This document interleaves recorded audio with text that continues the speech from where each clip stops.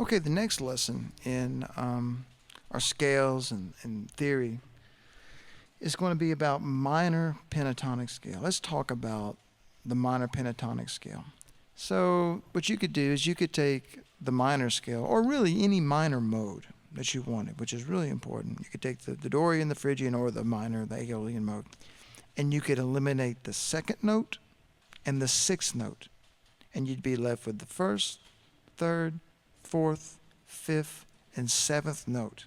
That's going to give you 5 different notes: 1, 3, 4, 5, and 7.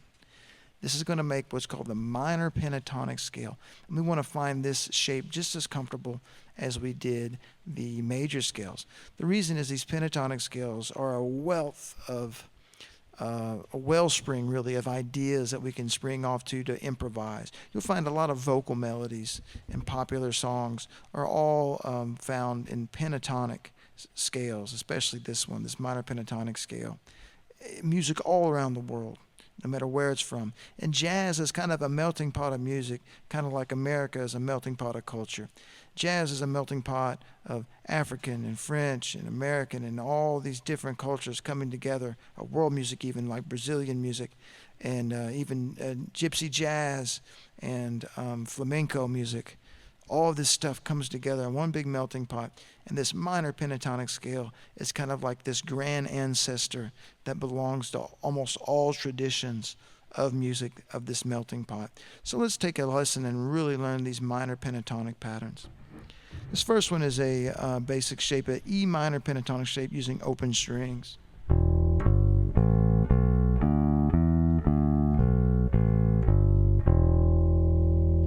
You hear this sound a lot in rock and roll music.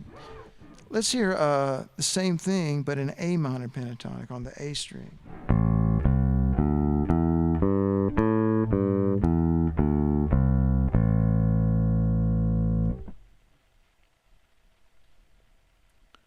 All right, now we're going to spice it up a little bit. There's another scale closely related to the minor pentatonic scale. If you slam in a note in between the perfect fourth and the perfect fifth in that scale, you get this kind of blues note. And then the scale you get out of adding that note is called the blues scale.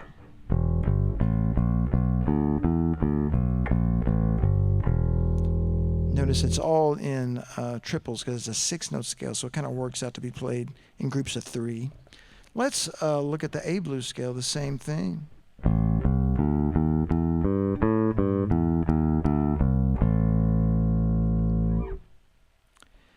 Now, let's go back and look at this A minor pentatonic, the second example we learned, but let's learn it starting on the E string so we don't have any open strings. Getting rid of those open strings.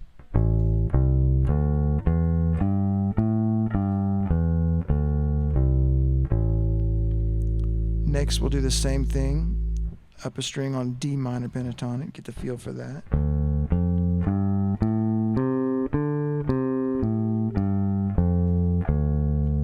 And now we'll do the same thing for the blues scales in both positions. And then up in D.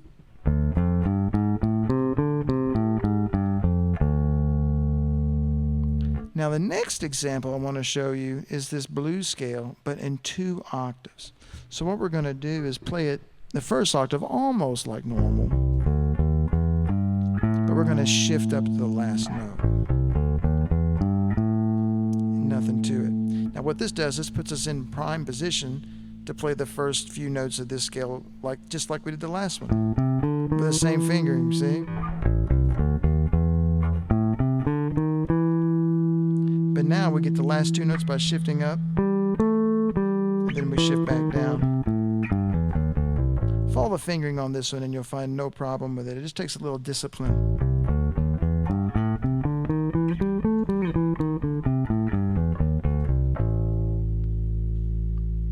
And then you could do the same thing just with the regular pentatonic, leaving out the blues note. Or add the shift, rather.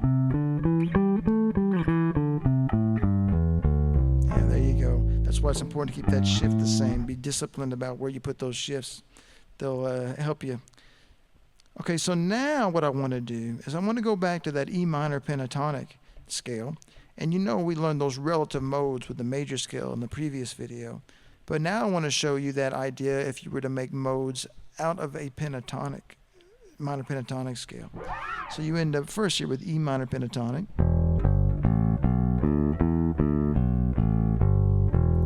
Now if you start on the second note, this next one is actually called G major pentatonic. So the major pentatonic scale has a root, second, third, fifth, and sixth. Pretty neat. Now the next pentatonic shape I call the sus-chord pentatonic shape. This one's out of A. This sus-chord, because sus-chord in jazz is a chord that doesn't have a third. So what you do is instead of a third, you have a second or a fourth or both. And then you have a minor seventh and a 9. And it just so happens this scale has all 5 of those notes. It's also the easiest one to play because it's completely symmetrical, okay? And then we have 2 more positions, right? Because there were 5 different notes. I don't know what quite, there's a name for this one, but here it is. And then the last one.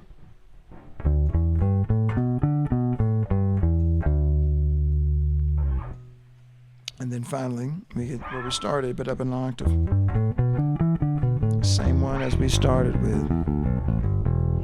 All right, so now what I want to do is do the same exercise. Same notes, but I want to start the E minor pentatonic on the A string.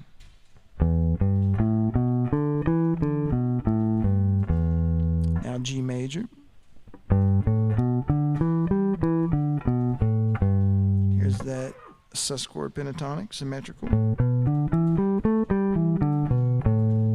Here's the next position, go down an octave, run out of room. And then the last one. And then back where we started. So now that we kind of have some basis in these patterns and moving them, the same group of notes around different positions, let's kind of expand it a little bit and make up some patterns that we can use to help more deeply learn these notes. This first pattern is kind of like a back and forth, uses the lower neighbor.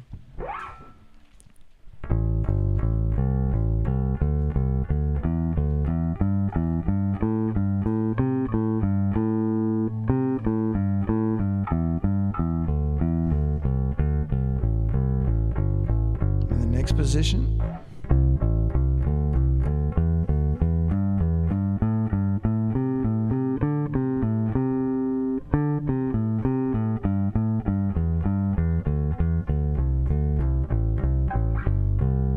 And notice I wrote a ghost note there because it's an easier fingering. You may consider that. All right, next one.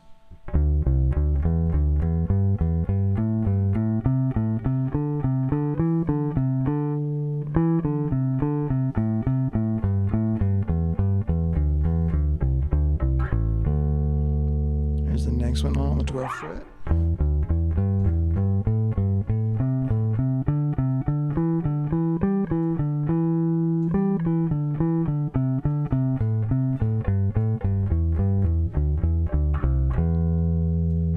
And then couple more.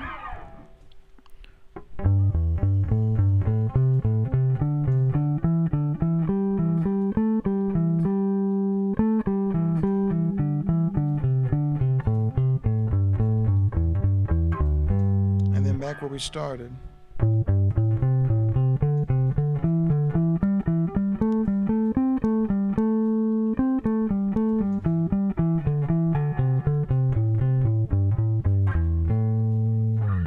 And there you go. There's that first pattern for pentatonics. All right, here's another one. I call this one pentatonic thirds because it's kind of like the thirds exercise where we skip a note. But sometimes it's not always a major third because sometimes the skips in pentatonic scale are sometimes a major or sometimes a perfect fourth. Here this one is.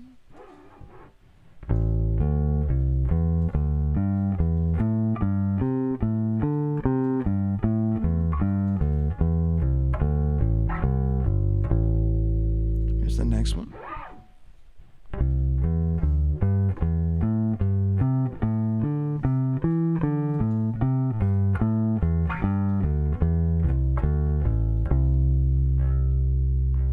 Another one.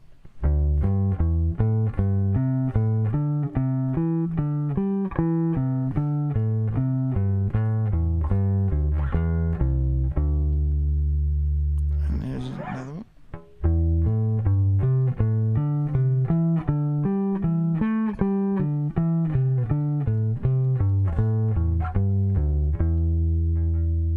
And one more.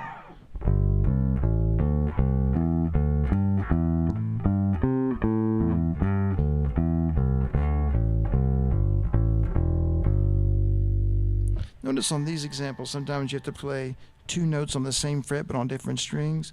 You got to get good at rolling that finger, whether it's the pinky or the first finger.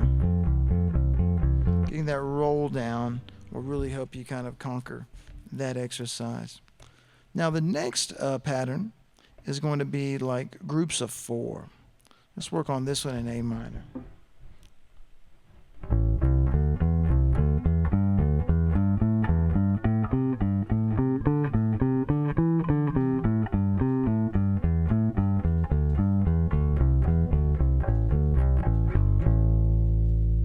Here's the next one.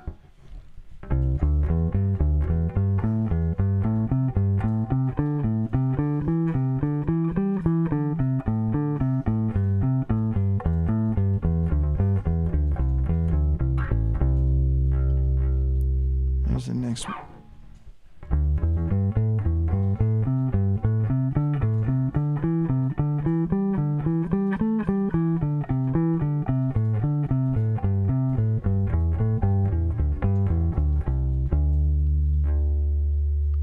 A couple more.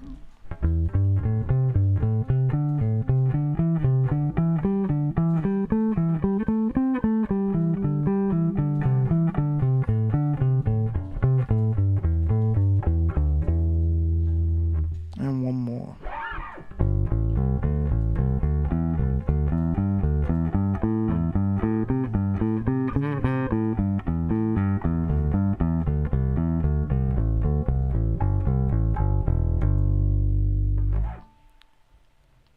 So here's an example where we can start to connect these positions. So we'll go up the scale, slide up to the next position, come down, then slide up to the next one and go up and keep going. You'll see how this one goes.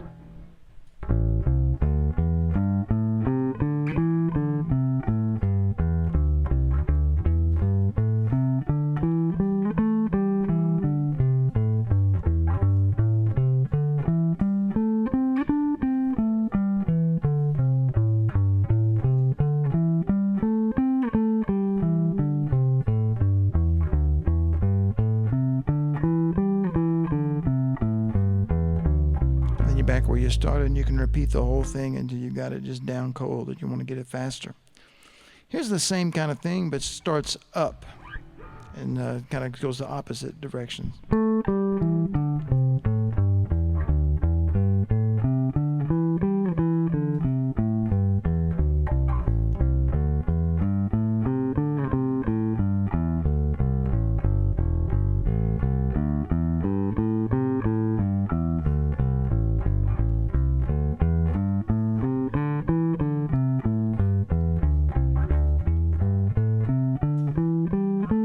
Where you started. So really what I want you to do on this lesson, these pentatonic scales, it's not enough just to get the patterns down, even just to get them even, work them up in tempo. The whole ultimate point of learning these scale system, whether it's the lesson before where we talked about the major scale and all of its modes, relative and parallel. We worked on the chords and all of that. Or this one where we work on just pentatonic minor ideas and how to work through those. You're really trying to get the goal to be, am I practicing enough to where when I step away from the instrument, can I still hear the sounds? Can I hear the sounds so good that when I hear music, and I listen to music every day, that when I hear a sound, maybe I know if it's a major or minor chord, or a major 7 chord or a dominant 7 chord, or the notes from a major scale, are they from a pentatonic scale, and being able to hear those things in music that you listen to. And the more that you practice these fundamentals, the more you're going to see them inside songs and things that you already play. And eventually, music you listen to, you're going to hear those ideas in music that you've already played and scales that you've already practiced. And eventually, all these become one thing. You want the music that you hear, the ideas and scales that you play, and the music that you play, the actual literature, to all become this one circle, this one thing. That way it's like having an instrument no matter where you go. Whether you're driving in the car and you're listening to a song, you still feel like you've got a bass on and you're playing because you kind of feel connected. A lot of you probably get that idea the first time you rode in a car and listened to a song that you had learned to play on the bass. You probably heard the song in a different way. You probably were more familiar and intimate with that song because you knew so much about it, because you learned the song and you're able to take it with you.